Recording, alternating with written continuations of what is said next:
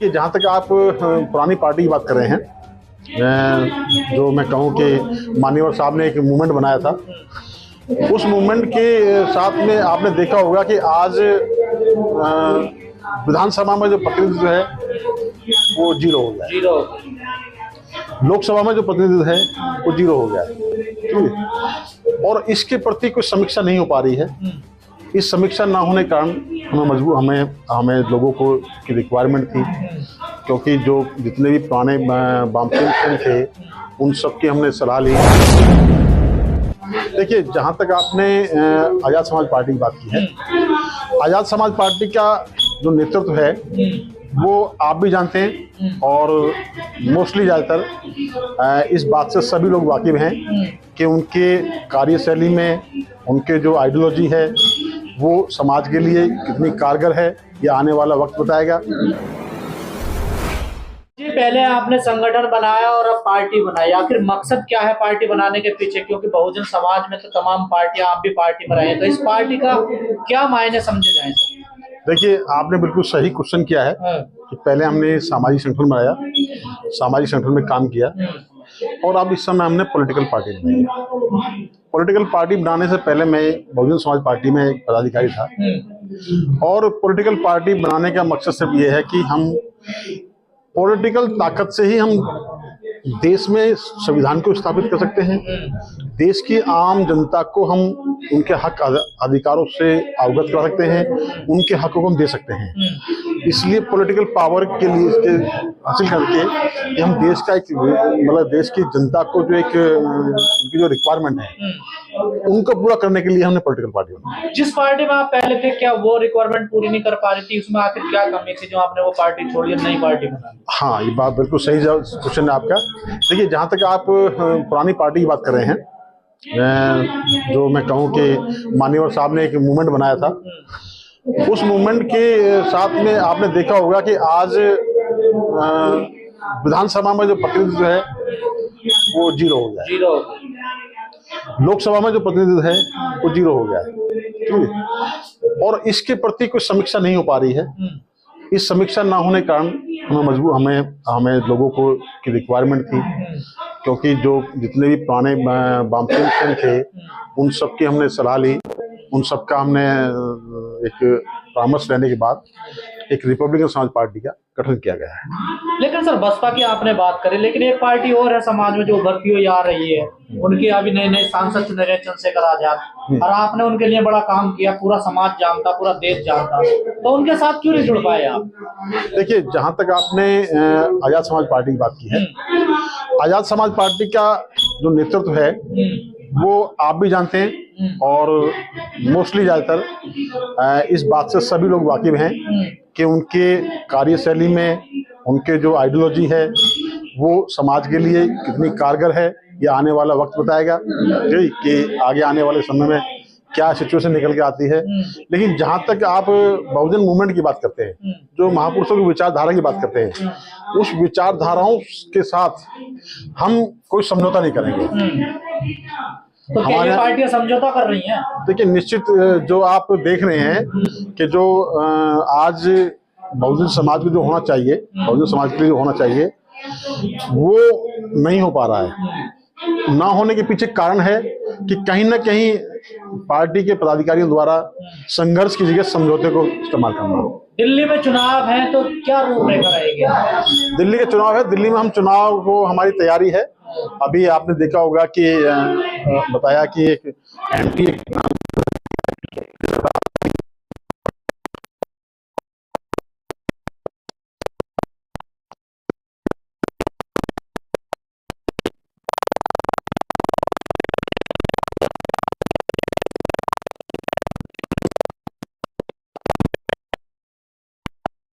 आप कैसा देखते हैं? देखिए, जहां तक अमित शाह का सवाल है, अमित शाह जी को बाबा साहब के बारे में लगता है जानकारी नहीं है, ठीक। और वो जो उन्होंने जो सदन में जो एक व्यवहार किया है, कायदे में तो ये हमारे महामहिम राष्ट्रपति महोदय जी को संज्ञान लेना चाहिए था, क्योंकि वो बाबा साहब का नहीं, देश का अपमान है। क्योंकि देश बाबा साहब के बनाए हुए संविधान से चलता है, और हमारी पार्टी ने इसकी पूरी भर्त्सना की है, उनके खिलाफ पूरा प्रदर्शन किया है, महामहिम राष्ट्रपति जी को ज्ञापन दिया है, और उस ज्ञापन में हमने उनके कोई इस्तीफे की मांग नहीं की है, उनके बर्खास्ती की मांग की है महामहिम राष्ट्रपति महोदय जी, क्योंकि वो डिजर्व नहीं करते हैं। उन्होंने जो बाबा साहब को जो अपमान किया है, वो अपमान बिल्कुल असहनीय है, और उस अपमान को पीछे जो उनका जो मंशा है, वो मंशा मैं समझता हूँ कि अमित शाह जी की इतनी अकेले हिम्मत नहीं है कि वो बाबा साहब का अपमान कर दें। कहीं ना कहीं हमें आरएसएस की इसके पीछे बू लगती नहीं, है। जवान फिसली है या फिर ये जानबूझ कर दिया हुआ है? नहीं, देखिए, ये जवान फिसली का वाक्य नहीं है। मैं आपको बता रहा हूँ ना, अमित शाह की ये हिम्मत नहीं है कि बाबा साहब के बारे में इतना बड़ा इतनी मतलब खिल्ली सी उड़ा देना अमित शाह के बस का नहीं है। संभवतः मतलब हमें कि उनके पीछे की जो उनका जो संगठन आरएसएस नाम का संगठन है, जरूर उन्होंने किसी एक योजना के तहत वो स्वर्ग की बात कर रहे हैं कि आप कहाँ बाबा साहब का नाम लेते हैं, भगवान का नाम लीजिए, स्वर्ग मिल जाएगा। हाँ, बिल्कुल, आपने बिल्कुल सही कहा है, और हम भी ये कहते हैं। मैं तो ये कहता हूँ, आरएसएस के लोगों को मैं चैलेंज करता हूँ, और भारतीय जनता पार्टी के लोगों को हम चैलेंज करते हैं कि वो जिस मंदिर की बात कर रहे हैं, उस मंदिर में वो सब चले जाएं, या उस नहीं, पहले मंदिर में जाए ना, स्वर्ग में बांध जाएंगे। स्वर्ग नाम की कोई चीज नहीं है, मंदिर उन्होंने बनाए हुए मंदिर हैं। और मैं इस बात का चैलेंज करता हूं कि अगर उनके मंदिर के द्वारा कोई देश में एक साइंटिस्ट हो, कोई देश में एक इंजीनियर हो, कोई देश में एक डॉक्टर हो, कोई देश में एक वैज्ञानिक हो, कोई देश में सबसे छोटी है प्लम्बर, कोई प्लम्बर भी अगर उनके मंदिर ने पैदा किया हुआ हो, तो वो उसको ले आए, हम उसके साथ उसकी बात को मानने को तैयार हैं। हाँ, मंदिर ने कुछ दिया है, और स्वर्ग भी हो सकता है। लेकिन ये मंदिर मस्जिद का जो मामला है, ये जनता को भ्रमित करने वाला मामला है, क्योंकि ये देश की शिक्षा को ध्वस्त करना चाहते हैं। जो मैं वही कह रहा हूँ, ये जो आपने जब सही सवाल किया कि जवानी फिसली है, ये शिक्षा से डाइवर्ट करने का माध्यम है।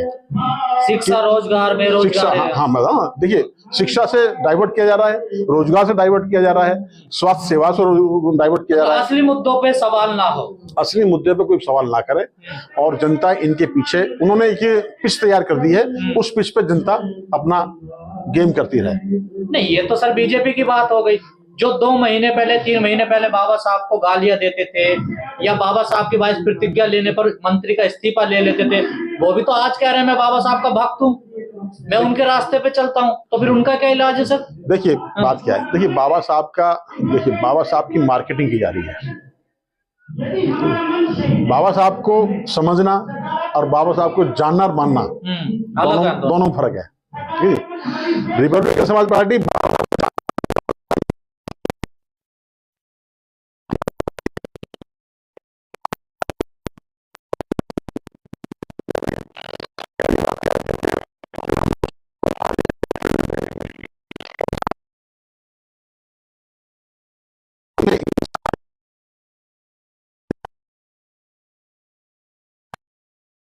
जो बाबा साहब के बारे में कोई टिप्पणी कर दे, ठीक है। लेकिन हाँ, ये की जा रही है, ये की इसलिए जा रही है क्योंकि जो अम्बेडकरवादी, जो सो कॉल्ड अम्बेडकरवादी लोग हैं, वो कहीं ना कहीं अपनी जिम्मेदारी से भटक गए हैं। इसी वजह से ना इस्तीफा हुआ, ना माफी मांगी। नहीं, इस्तीफा और माफी मांगने की देखिए बात, इस्तीफा और माफी मांगने नहीं है। मैं तो कहता हूँ राष्ट्रपति महोदय जी को संज्ञान लेना चाहिए था, उनको बर्खास्त करना चाहिए था, और ऐसे आदमी पर क्वेश्चन मार्क करना चाहिए कि वो जिंदगी में कभी प्रोटोकॉल नाम मिले ऐसे व्यक्ति को। पर ऐसे आदमी को जो दलित सांसद आरक्षण से गए हैं, यहाँ तक कि प्रधानमंत्री भी उनके बचाव में उतर आए, देखिए लगातार ट्वीट किए उन्होंने कई सारे, और दलित सांसद मंत्री भी उनका बचाव कर रहे हैं। देखिए, हाँ, देखिए, आपने बिल्कुल सही कहा है। वो बचाव क्यों कर रहे हैं? वो बचाव इसलिए कर रहे हैं क्योंकि वो उनकी मानसिकता है, वो अमित शाह की अकेले की मानसिकता नहीं है। प्रधानमंत्री इसलिए बचाव कर रहे हैं क्योंकि वो उनकी पार्टी की मानसिकता है। जो उनकी पार्टी में सो कॉल्ड शेड्यूल कास्ट के एमपी हैं, वो उनकी मानसिकता से तैयार हुए होने, इसलिए उनका बचाव कर रहे हैं। वो अगर वो अम्बेडकर उससे जाता तो एक ही व्यक्ति है, आप मैं नाम क्या लाऊं जिनका आप बात कर रहे हैं, मतलब मैं तो समझता हूँ कि क्या एक संसद में एक तरफ देखा जाए बाबा साहब की जीत तो है ना। देखिए, आज संविधान पे चर्चा हो रही है संसद में, बाबा साहब को केंद्रित मानकर राजनीति हो रही है, सारी पार्टियां उनके लिए बोल रही हैं, तो कहीं ना कहीं उनके विचार की तो जीत हो रही है ना। देखिए सर, देखिए, जो जय भीम बोलने से पहले डरते थे, संसद में जय भीम का नारा लगा रहे हैं। देखिए ना सर, देखिए, जहां तक मैंने आपको बताया ना, बाबा साहब इंसानियत के मसीहा हैं पूरी दुनिया के, पूरी दुनिया में इंसानियत के मसीहा हैं। जहाँ तक आप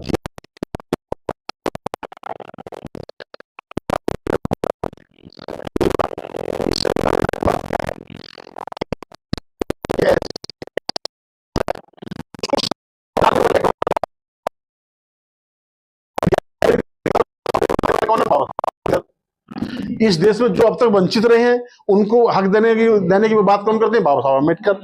ठीक है। इस देश में जो अब तक जिनको इंसान नहीं माना जाता था उनको इंसानियत का दर्जा देने वाले कौन है? बाबा साहब अम्बेडकर।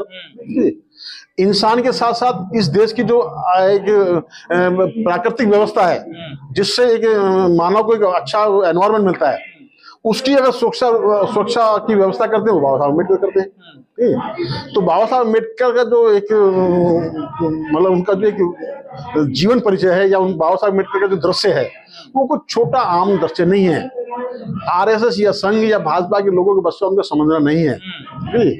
और निश्चित बाबा साहब अम्बेडकर के जो एक उनका जो एक संकल्प था कि इस देश को हम प्रबुद्ध भारत बनाएंगे, वो आप लोग जैसे मीडिया पत्रकार बंधु इन सबका जब सहयोग होगा, जो अम्बेडकर लोग आगे बढ़ेंगे तो निश्चित इस देश को प्रबुद्ध भारत का जो एक संकल्प है। ये केजरीवाल जी जो कह रहे हैं मैं बाबा साहब का भक्त हूं, देखिए जो केजरीवाल जी है ना वो भी बाबा साहब की आड़ में अपनी दुकान चला रहे हैं। वो भी एक आरएसएस का एक प्रोडक्ट है। ठीक है। अगर केजरीवाल बाबा साहब की अगर बात को मानते हैं, बाबा साहब को जानते हैं, तो केजरीवाल ऑर्डर दिल्ली में मुख्यमंत्री थे ऑर्डर पास कर देना कि शिक्षा का राष्ट्रीयकरण होगा, क्यों नहीं किया उन्होंने? स्वास्थ्य का राष्ट्रीयकरण होगा, क्यों नहीं किया उन्होंने? पर्यावरण के बारे में क्या किया उन्होंने? ठीक है जी। रोजगार के बारे में उन्होंने क्या कर रहे हैं? वो सब दिखावा है, सब दिखावा। देखिए जितना भी एम्प्लॉयमेंट है वो उन्होंने खत्म कर दिया है। एम्प्लॉयमेंट का राष्ट्रीयकरण होना चाहिए। बाबा साहब अम्बेडकर का जो एक सपना था, जो बाबा साहब अम्बेडकर जो क्लियर कट संविधान के साथ साथ स्टेट एंड माइनॉरिटी जो अपने लेख में लिखते हैं वो तो क्लियर कहते हैं कि जितनी भी संवैधानिक संस्था है वो सब सरकार के अंदर होनी चाहिए। और सरकार बनाई किस लिए जाती है? सरकार इसलिए बनाई जाती है कि सरकार की जिम्मेदारी है, सरकार का नैतिक कर्तव्य बनता है कि देश के हर नागरिक को उसका हक प्रोवाइड कराए, उसको डिमांड करने की जरूरत ना पड़े। ये सरकार की जिम्मेदारी बनती है कि उस व्यक्ति का जो हक है वो उसको प्रोवाइड कराए। चलिए।